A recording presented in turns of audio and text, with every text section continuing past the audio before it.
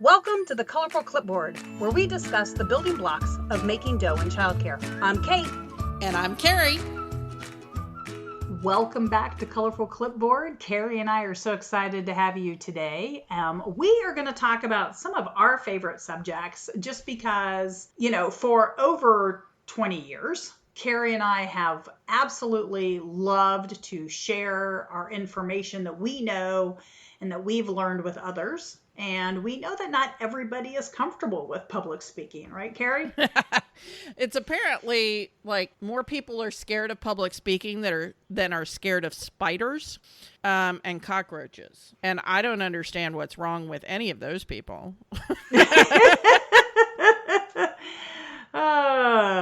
So we're going to talk a little bit about not so much public speaking, even though that is definitely related, because I'm not sure that every trainer that I know would be really comfortable giving a keynote speech or having to stand up in front of a large group of people and doing a public presentation.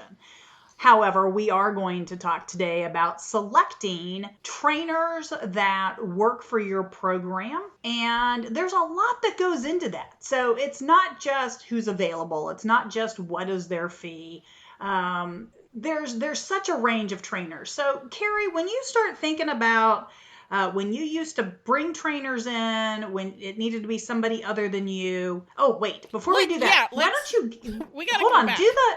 Back up and tell me, what does the state require when it comes to selecting a trainer or who can do the training? Oh, goodness. You asked me that question and I don't see my minimum standards folder. I was going to flip to that page and I don't know where my copy of minimum standards is, but I'll wing it. Okay.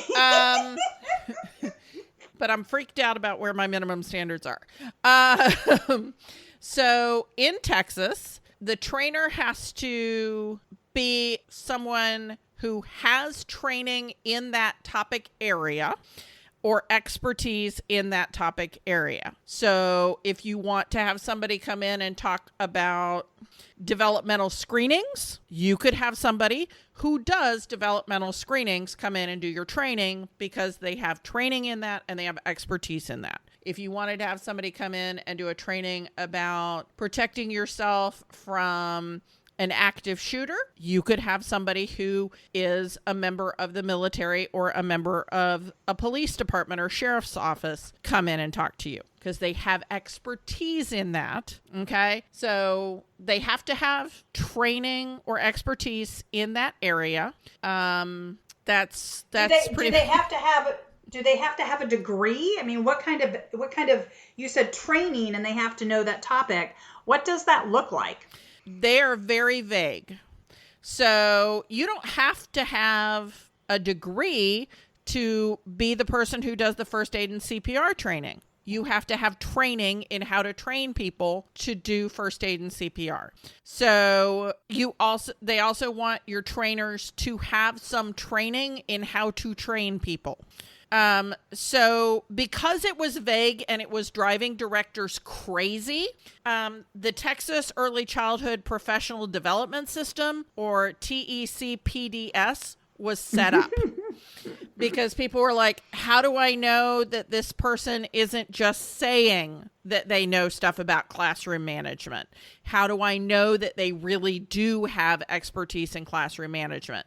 I can figure out who I can bring in for an active shooter training. I can figure out who I'm going to call for immunization training. But who's going to talk to me about toilet training? Who's going to talk to my staff about classroom management? Who's going to talk about biting? Like, how do I get that? Okay, so you're talking about things that are sounding really expensive, Carrie. So how, as a director, am I going to be able to afford all of this? So the TECPDS to become a registered trainer costs like, I don't know, $35, I think. And so you as a director can become a registered trainer with TECPDS. And then you propose trainings that you want to do for your staff, and they'll go, yeah, that looks good. I now approve you to do that kind of training. So that's one way, is to become a registered trainer yourself and to have the subject areas you feel comfortable training on approved that you can do the training. You don't have to use a registered trainer. This is just a way to do it. You can then work with a couple of other directors who have different areas, and you can set up a training co-op like Kate and I have talked about several times before. But if you want to hire somebody, you can go on to TCPDS and you can find people who train on the topic that you're wanting your staff to have. And there will be people who will do that training for you for $10 per person, who will do it for $50 for an hour, who will do it for $500 for an hour. So there's a range there. So there's a database that I can pull trainers from. You're telling me that I can get trainers from just other directors. So that would be a great opportunity and a great reason to participate in local networking, right? So if you aren't a member of your local NAEYC or other types of professional associations, so whether you're a registered family home or a licensed home, or you have a faith-based affiliation, definitely take a look at some of those professional organizations. And so you've networked, and the other thing that is always very helpful is putting together or participating in these associations' conferences. Yeah, and that's what I was going to say, because the database is great, but you don't know if those trainers are going to match with your vibe, if they're going to be the right kind of trainer for your program. So I love going to conferences and asking all of my staff to rate each of the trainers that they go to. And I rate all the trainers I go to. And then I've got a list of trainers that I think would be potentially good people to hire to bring into my center. Okay, so I love you say that. Yeah, so I do too. So let's talk a little bit about finding trainers that are a good fit, or maybe let me change that actually. How do we know, or what is the advantage of having trainers that are a good fit? And sometimes you have trainers that might be experts, but they're definitely not a good fit. So how do we work through both of those? How do we figure out who's a good fit? And what do we do if we have a trainer who may be incredibly knowledgeable, almost to the point of excess, because they just are so not a good fit with your program? I mean, I actually, very early on in my career, this happened. I was helping to put together a conference for on a reservation, an early childhood conference on a reservation, and the person that they wanted to be the headline speaker, somebody found an article that she had written earlier in her career, talking about how using cradle boards and papooses and swaddling were inhumane. And they wrote to her and said, "Do you still feel this way?" And she said, "Absolutely." And they canceled her, because if you're going to do early childhood training on a reservation where swaddling is the cultural practice for almost all of the families, you can't be there saying that that's an inhumane practice. So they had to cancel her, and that was their headliner. So that's an extreme example, right? Where it's totally not a match. They're at their center, they did swaddling for babies, or in the centers that were participating, they did swaddling. And then there was this person who thought swaddling was the worst thing you could do to a baby. Well, probably not the worst thing, but you know what I mean, right? I do. So how do you know if somebody is a good fit for your center versus maybe a conference? How would they be a good fit? I mean, you've seen them do trainings by watching their YouTube videos or their other, in today's day and age, this is much easier than it was back in the dark ages when I started as a director, because most trainers have some videos of themselves training on social media or on YouTube. And so you can go watch some of their trainings and find out a little bit about their educational philosophy.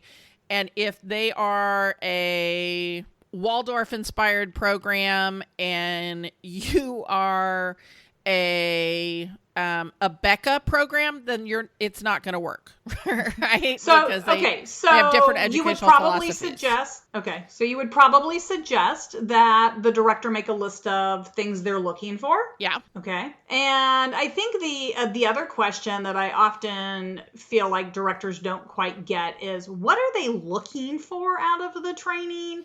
What How are your much time? goals? Yeah, what are the goals? So how much time do you have? Are we trying to educate or change something? So recently I know you did a training that was inspired by some licensing issues, some regulatory I issues. seem to And get a so, lot of those training requests. yeah, I know.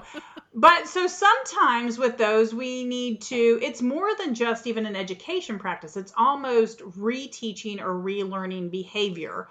And so, as a director, you need to be realistic about how much time you think it's going to take to help your staff perhaps acquire new skills. Yeah, I So I mean, think it's really important for you as a director to be realistic. If you're having supervision issues, that probably is not going to get fixed in a 30-minute or a 1-hour lecture style training. correct. And, there's other licensing issues that may come up. Like there are centers that have had problems with knowing their head count, which is part of supervision. Or there was a center that licensing was very concerned because they weren't making reports to licensing about things that they needed to make reports to licensing about. And so in that situation, helping them to understand that this was not an antagonistic relationship between them and licensing, that it was licensing wanting to offer support when there is an issue. And if you don't call them and tell them there's an issue, then they can't offer you support. And so we had to change their mindset from, I'm not going to tell licensing because then licensing's going to come in and they're going to cite me and it's going to be a problem. So we needed to change their mindset to, I need to let licensing know that this problem happened and ask them for help in solving this problem. So we had to change that mindset. Absolutely. And that was a 3 hour, I think we needed 3 hours for that one. Yeah, so again, it's one of those things that, we've been doing this for a really, really long time, and we realize that not every director is comfortable being their own trainer. I also find it really valuable to make sure that you have done a parent survey. And what do I mean by a parent survey? Find out what the parents' hobbies are, make sure you know what the parents' professions are. Because, if you need to do first aid and CPR and you find out you had some doctors or some EMTs or somebody who could have come in and done that training for you, or you have a pediatric nurse who would have been happy to help you with understanding food allergies, there's a whole herd of resources. Maybe a yoga teacher. Maybe somebody's side hustle is being a yoga teacher. And they can come in and do a relax, here are 10 things that you can do during the day in the classroom to help relax your body so that you're not sore at the end of the day. I would love that workshop. Absolutely. Absolutely. I've seen programs bring in financial planners. And again, not necessarily for, part of their minimum training hours a year, but more as a staff development, because they wanted to make sure that their staff understood interest rates and credit cards and maybe they saw several of their staff living above their means, or they saw staff right now who ended up in a lot of debt after COVID just because perhaps maybe only one of them were working or whatever. So, being aware of what's going on in your staff's personal life without getting too nosy, figuring out your staff's goals professionally, as well as what do you have as far as the resources within your parent base are great places to start, as well as, again, do you have staff who love to train? When I first started in childcare, I actually had already been By the time I was a director the first time, I had already been training for the American Red Cross as an instructor trainer for 4 years. Well, that may not have been something that most people would have presumed based on my age, or if you even asked me what my background was. So again, making sure that you're actually asking questions, not just because not everybody includes everything on their resume. And sometimes hobbies may be things that aren't on there, or things they do for their volunteer jobs. And sometimes they don't even think of those things as hobbies. Yeah, or like I said, things that they do as a volunteer. So definitely take an opportunity to figure out what you have as far as your assets, figure out what your staff needs. I am all about figuring out the needs, where are the holes, customizing training plans. But I'm also a firm believer in regular staff meetings once a month that get to be part of your training. So definitely take a look, go back and listen. I think we've got at least 2 other episodes that are all about staff training. But what we wanted to do specifically today was to help you hire and find those trainers, because it's fine for us to tell you to do a staff training plan. But if you start seeing nothing but dollar signs, or you only hire the trainers that are full of fun and rah-rah, and they're in there with the music and everybody's dancing and everybody had a great time. I want to talk about that. All right, go for it. So there are trainers who your staff come away from that training and they're invigorated and they're excited, but they don't change a dang thing in the classroom. I think those are good trainings to pay for when you're having a morale issue at your center. Okay, so I'm not saying it's not a good thing to have those trainings that really are all about helping your staff feel good. But if there's nothing that changes in the behavior of your staff, if they're not learning a thing that they're then practicing, then that is not good money, except when you have a huge morale problem. Does that make sense? Totally. And if you aren't really sure which trainers fall under that kind of umbrella, feel free to send Carrie or I an email at hello@colorfulclipboard.com. We aren't going to ever give you input in our podcast on specific trainers, because again, it depends on what you need. Yes, we are trainers and we provide a variety of type of training, and we have for over 30 years each. And so we won't talk about how long that's been. Yep.